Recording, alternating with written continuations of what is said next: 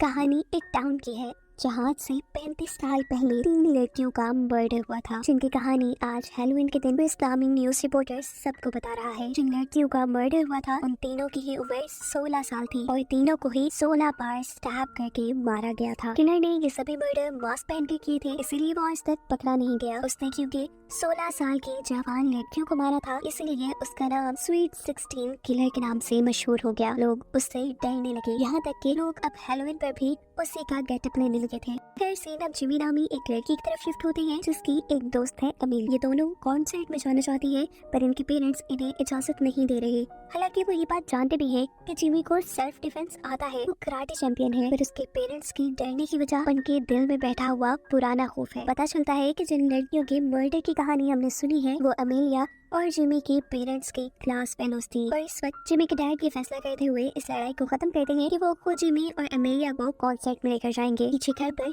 अब जिमी की मॉम अकेली थी, जहाँ पहले उनसे कुछ बच्चे हैलोवीन का गिफ्ट लेने के लिए आते हैं और फिर स्वीट 16 किलर के फेस में एक आदमी। इसे गिफ्ट्स या कैंडी नहीं चाहिए थी, बल्कि इसे तो जिमी की मॉम की जान चाहिए थी। वक्त रहते ही जिमी की मॉम दरवाजे को लॉक करते हुए जल्दी से पुलिस को इन्फॉर्म करती है और इतने में किलर भी दरवाजे को लॉक खोल के घर के अंदर आ जाता है। अब पैम यानी जिमी की मॉम ड्रॉ के अंदर से एक गन निकालती है किलर को मारने के लिए, लेकिन किलर यहाँ गन पकड़कर उनके ऊपर हमला करना शुरू कर देता है। जहाँ पैम अपना अच्छा सेल्फ डिफेंस कर रही थी क्योंकि वो खुद भी एक कराटे चैंपियन थी। अपने ऊपर हावी होते हुए किलर को एक जोरदार झटके से साइड पे गिराते हुए पैम जल्दी से किचन में जाकर एक नाइफ निकाल लेती है और किलर को बताती है कि तुम यहाँ से चले जाओ वरना पुलिस आने वाली है। ये सुन किलर भी थोड़ा घबरा जाता है, वो अब यहाँ से जाने के लिए पीछे मुड़ गया था। पैम को लगा कि किलर जा चुका है, लेकिन तभी अचानक किलर पीछे से पैम के ऊपर हमला करते हुए उसे कई मरतबा स्टैब करके मार देता है। किलर यहाँ से भाग जाता है और यहाँ पुलिस आ जाती है। न्यूज रिपोर्टर क्रिस सबको बताता है कि पैम को भी 16 मरतबा स्टैब करके मारा गया है, यानी स्वीट 16 किलर वापस आ चुका है। जेमी भी तब अपनी मॉम के मर्डर की वजह से काफी दुखी थी। अगले दिन स्कूल में ऑफिसर्स जब केस की इन्वेस्टिगेशन करने के लिए जिमी को बुलाते हैं, जहाँ से बताया जाता है कि पैम काफी दिनों से क्रिस नामी न्यूज रिपोर्टर के साथ राब्ते में थी, इसीलिए जेमी जाकर क्रिस से मिलती है और उससे पूछती है कि आखिर क्यों अपनी मॉम को इतने मैसेजेस करते थे। क्रिस बताता है क्योंकि तुम्हारी मॉम को कुछ दिन पहले ही किलर ने एक नोट भेजा था जिसमें लिखा था यू आर नेक्स्ट। उसी सीरियल किलर को पकड़ने के लिए हम दोनों एक साथ काम कर रहे थे। यही बातें वो जाकर अब अपनी फ्रेंड अमेलिया से डिस्कस करती है। यहाँ अमेलिया ने अपने साइंस फेयर के लिए अपनी मॉम का आइडिया यूज करते हुए एक टाइम मशीन बनाई थी। जिमी नोटिस कहती है कि उसने टाइम मशीन में उसी डेट को एंटर किया हुआ है जब आज से 35 साल पहले स्वीट 16 किलर के हाथों इनकी मॉम के फ्रेंड्स का मर्डर हुआ था, जिस बारे में अमेलिया जिमी से कहती है कि अगर हमने पास्ट में जाकर पहले होने वाले मर्डर्स को रोक दिया तो तुम्हारी मॉम भी आज जिंदा तुम्हारे साथ होंगी। पर प्रॉब्लम ये है कि टाइम मशीन काम ही नहीं कर रही। अब रात होने पर अमेलिया और जेमी दोनों ही इस टाइम मशीन के पास थे। वो लोग अपनी बातें कर रहे थे कि अचानक स्वीट 16 किलर जेमी पे भी हमला करने के लिए आ जाता है। वो अपने आप को बचाने के लिए टाइम मशीन के अंदर छुप जाती है, जहाँ अभी भी वो किलर जेमी को स्टैब करने की कोशिश कर रहा था और गलती से उसका चाकू टाइम मशीन के अंदर स्टैब हो जाता है। ऐसा करते ही टाइम मशीन चालू हो जाती है और देखते ही देखते जेमी पहुंच जाती है उसी डेट में जब स्वीट 16 किलर ने पहला मर्डर किया था। उसकी टाइम मशीन भी अब खराब हो चुकी थी। वो सबसे पहले इस टाइम मशीन को छुपाती है और फिर अपने मॉम डैड के कॉलेज में आ जाती है। स्कूल में उसे वही तीनों लड़कियां भी मिल जाती हैं जिनका मर्डर हुआ था और यहाँ एक लड़की जिमी को बहुत सी बहुत मारती है। जिमी को मालूम होता है कि ये उसकी मॉम पैम ही है जो अपने स्कूल टाइम में काफी बोल्ड थी, साथ ही उनका पूरा ग्रुप भी स्कूल में काफी फेमस था। इस सब के बाद वो अमेलिया की मॉम के पास आती है और उसे बताती है कि मैं फ्यूचर से आई हूँ। आपकी डायरी की मदद से आपकी बेटी अमेलिया ने टाइम मशीन बना ली है जिसका इस्तेमाल करते हुए मैं आज यहाँ तक पहुँची हूँ। अमेलिया की मॉम को उसकी बातों पे यकीन करना इसलिए मुश्किल ही हुआ था क्योंकि वाकई वो टाइम मशीन के ऊपर अपनी रिसर्च कर रही थी और आज तक उसने अपनी रिसर्च और डायरी के बारे में किसी को नहीं बताया था।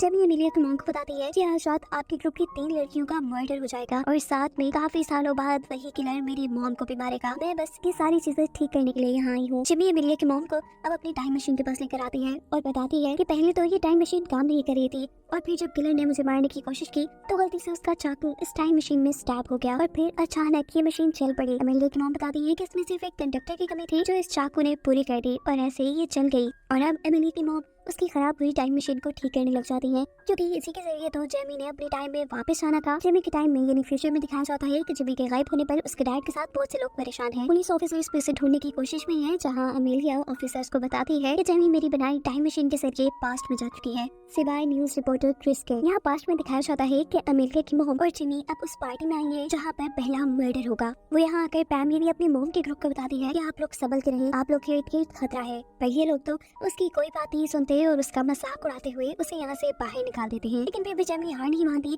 और वो पार्टी में इन चारों के ऊपर ही नजर रखे हुए थी। हम देखते हैं कि पैम की एक साथ ही ऊपर अपने बेडरूम में थी, तभी अचानक उसे स्वीट 16 किलर मास्क में नजर आता है, जिसे वो अपना फ्रेंड समझ रही थी। वो किलर अब उसके पास आता है और बेदर्दी से 16 मरतबा उसके जिस्म में स्टैब करते हुए उसका खून कर देता है। उसकी आवाज सुनकर जल्दी से जेमी और पैम उसके कमरे में आते हैं और उसको मरा देखकर पैम की हालत बहुत ज्यादा खराब हो जाती है। जेमी उसे संभाल कर पार्टी से बाहर लेकर आती है और यहाँ पर पैम पूछती है कि तुम्हें कैसे पता था कि हम में से किसी की जान खतरे में है। तब जिमी उसे सच ना बताते हुए ये कहती है कि मुझे बस फ्यूचर के वीएन आते हैं, इसी वजह से मुझे ये बात पता थी। यहाँ फ्यूचर में हम देखते हैं कि अमेलिया के पास क्रिस आया है। वो उसे बताता है कि मुझे हमेशा से की बात याद थी कि सबसे पहले जिस लड़की का मर्डर हुआ था वो बेडरूम में नहीं बल्कि गैरेज में हुआ था, पर अब अगर पास्ट की फोटोज देखी जाए तो मर्डर बेडरूम में नजर आ रहा है। जिस पर अमेलिया उसे समझाती है कि क्योंकि जिमी फ्यूचर से पास्ट में गई है, हो सकता है कि इसीलिए पास्ट बदल गया हो। यही पास्ट की फोटोज में अमेलिया को जिमी भी नजर आती है और कुछ ही देर बाद उसे जिमी का एक मैसेज भी मिलता है जिसमें उसने लिखा था कि तुम्हारी टाइम मशीन के अंदर एक कंडक्टर की कमी थी।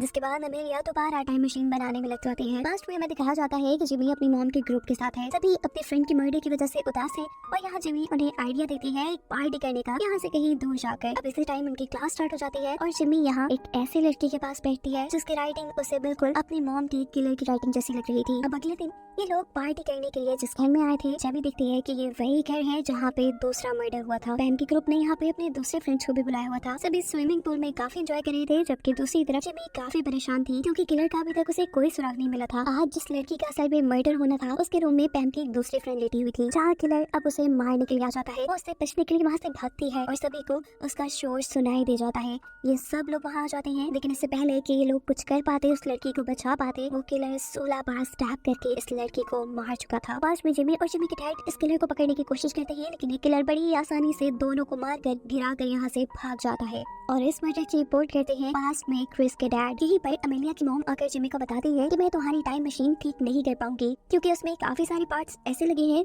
जो फ्यूचर के हैं। लेकिन परेशानी की बात नहीं, मैंने टाइम मशीन का एक छोटा और मेजर पार्ट बना लिया है। इसे एक बड़े पावर हाउस की जरूरत है जिसके बाद ये काम करने लगेगा। अभी ये लोग बातें ही कर रहे थे कि यहाँ सामने जिमी को उस लड़के का ट्रक नजर आता है जिसकी राइटिंग उसे किलर से मिलती जुलती लगी थी।